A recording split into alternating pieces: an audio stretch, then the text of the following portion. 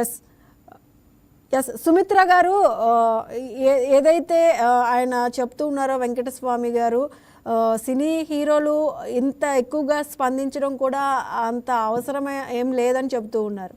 మీరేమంటారు? అంటే political leaders కూడా ఆయన ఈరోజు కూడా అదే మాట మాట్లాడుతున్నారు. నిన్న ఏదైతే సినీ ఇండస్ట్రీలో సినీ హీరోలంతా డ్రగ్స్ టెస్ట్ చేయించుకోవాలని ఏవైతే దానికి కామెంట్స్ వచ్చాయో, మళ్ళీ ఆయన ఇవాళ నేను డ్రగ్స్ టెస్ట్ చేయించుకున్నా, మేము రెడీ, మీరు రెడీనా అని చెప్తున్నారు. అంటే సినీ హీరోలతో పాటు పొలిటికల్ లీడర్స్ కూడా చేయించుకుంటే మంచిదని ఇందాక శేఖర్ భాషా గారు కూడా చెప్పారు. మీరేమంటారు? సినీ హీరోలు స్పందించొద్దు అనడం సమంజసం కాదండి. సినిమా వర్గం వాళ్ళు కూడా, ఇండస్ట్రీ కూడా మనుషులే కదా, వాళ్లకు మానాభిమానాలు ఇవి ఉండవా? వాళ్ళు మాత్రం మనుషులు గారా? వాళ్ళు ఎందుకు స్పందించకూడదు? వాళ్లకు అవమానం జరుగుతుంది అన్నప్పుడు తప్పకుండా వాళ్ళు గొంతెత్తుతారు. దాంట్లో విష్ణు గారు మా అధ్యక్షుడు, ఆయన స్పందించాల్సిన బాధ్యత ఆయన మీద ఉంటది. ఇందాక సురేఖ అక్క, కొండ సురేఖ గారు అన్న వ్యాఖ్యకు ఇండస్ట్రీ మొత్తం కదిలొచ్చిందంటే ఆమె ఏమన్నా చిన్న మొన్న వ్యాఖ్యలు చేసిండ్రా? ఎంత దారుణమైన వ్యాఖ్యలు చేసిండ్రు! ఒక కుటుంబానికి సంబంధించి, ఆ కుటుంబ మహిళలకు సంబంధించి అక్క ఇది మాట్లాడితే వేరే అర్థాలు వస్తాయి. ఒక లేడీ అయి ఉండి లేడీ మినిస్టర్ మీద అంత దాడి చేస్తే మీరు నిమ్మకు నీరెత్తినట్టు కూర్చొని ఉన్నారు. మీరు దాని మీద వచ్చేవద్దు.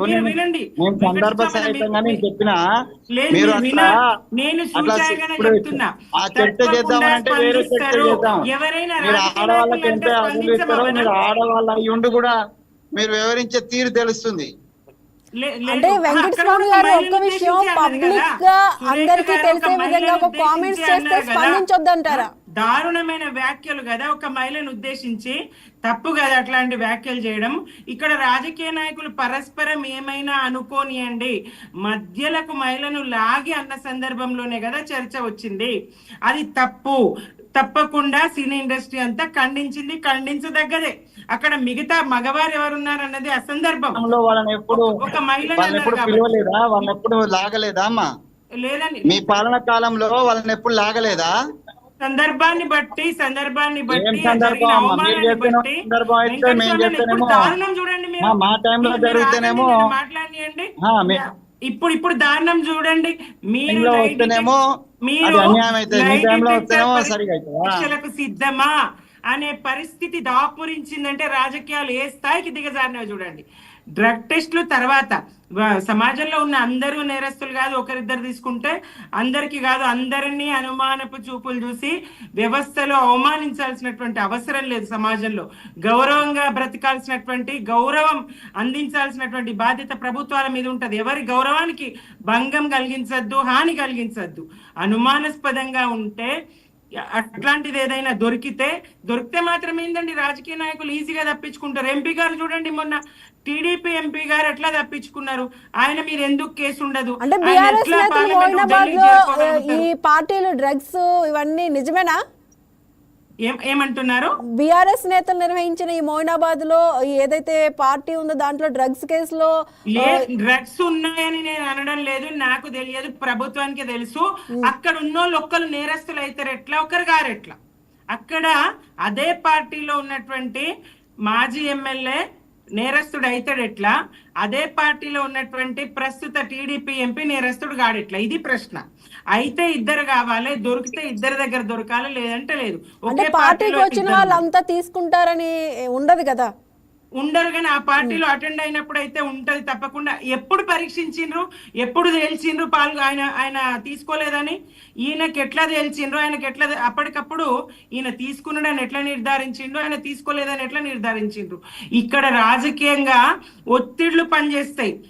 సినిమా వాళ్ళను మాత్రం అని ప్రయోజనం ఏముంది? ఇవాళ కాంగ్రెస్ అంటేనే అబద్ధాలనే స్థాయికి దిగజారి మీరు లై డిటెక్టర్ పరీక్షలకు సిద్ధమా అనే స్థాయికి, సినిమా వాళ్ళు క్వశ్చన్ చేసే స్థాయికి, నేను పెద్ద హీరోని కాదు కానీ నేను ప్రశ్నిస్తున్నాను ఆ రాహుల్ రామకృష్ణ గారు అనే స్థాయికి ఈ వ్యాఖ్యల్ని తీసుకుపోయినంటే, మరి ఒక ఎమ్మెల్యేను మొత్తం ఆపాదించడానికి లేదా, ఆయన వ్యక్తిగతమైందా ఏదో అయినప్పటికీ బాధ్యతాయుతమైనటువంటి ప్రజాప్రతినిధిగా, ఒక ఎమ్మెల్యేగా, చట్టాలు తయారు చేయాల్సినటువంటి వ్యక్తిగా ఆయన ఇట్లా మాట్లాడడం అయితే సమంజసం కాదు.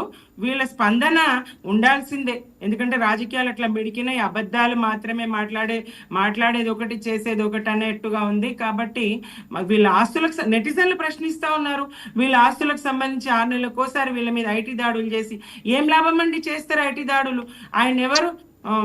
పొంగులేటి శ్రీనివాసరెడ్డి గారి మీద 16 చోట్ల ఏకకాలంలో ఐటీ దాడులు జరిగినాయి. ఏమైంది? ఒక్క మాట ఇంతవరకు నోట్లను లెక్కించే యంత్రాలు వచ్చేసినాయి. ఎన్ని దొరికినాయి? ఏం దొరికినాయి? దొరకలేవు. దొరికినాయి కనీసం మాటనే లేదు. రాజకీయ నాయకులకు ఒక న్యాయం, సినిమా వాళ్ళకు ఒక న్యాయమా?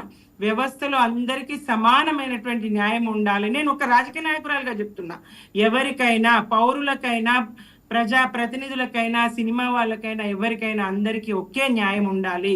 ప్రజల్లో అప్పుడు కానీ విశ్వాసం కలగదు వ్యవస్థ మీద, ప్రజాస్వామ్యం మీద, పాలక పక్షాల మీద, ప్రభుత్వాల మీద ప్రజలకు విశ్వాసం కలగాలంటే సినిమాలను నియంత్రించగలిగేది మనమే కదా.